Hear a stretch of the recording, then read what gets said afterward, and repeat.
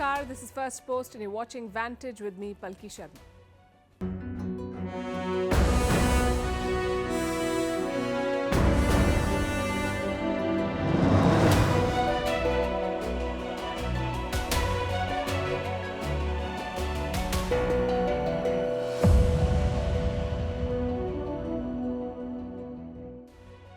It's Friday night in India and we have a packed news show for you. Russian President Putin says he's inspired by Prime Minister Modi's policy of Make in India. He wants to adopt it in Russia too.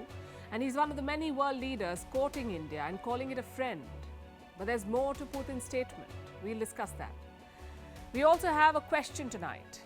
Is America a backsliding democracy? A new Supreme Court ruling may hurt minorities in the US, and this seems to have become a trend. We'll tell you the story that no one else will.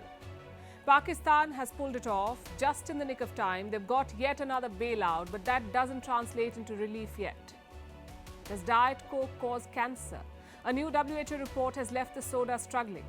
Wagner is leaving Ukraine. Will Putin deploy Chechenya's TikTok battalion to fight the war instead? And would you buy a bag that can hold nothing and that can only be seen under a microscope? Also, would you believe me if I said that someone paid more than $60,000 for it? What's our world without a little bit of crazy? The headlines first. As France burns, Macron rushes home from an EU summit. The French president calls for a crisis meeting amid violent protests. Hundreds arrested as riots continue for the third night over a policeman killing a teen.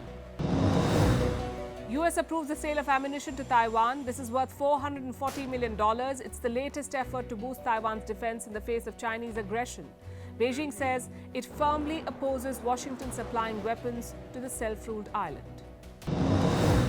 Poland charges an arrested Russian ice hockey player with spying. They've not named the player though. Kremlin slams Poland, accusing it of Russophobia. Ties between the two countries have reached an all-time low since the war in Ukraine began. Poland is one of Ukraine's staunchest allies. An Indian court rejects Twitter's lawsuit against the Modi government. Twitter had challenged the central government's order to block certain objectionable accounts. The Karnataka High Court has dismissed the Twitter plea and slapped a fine of $61,000.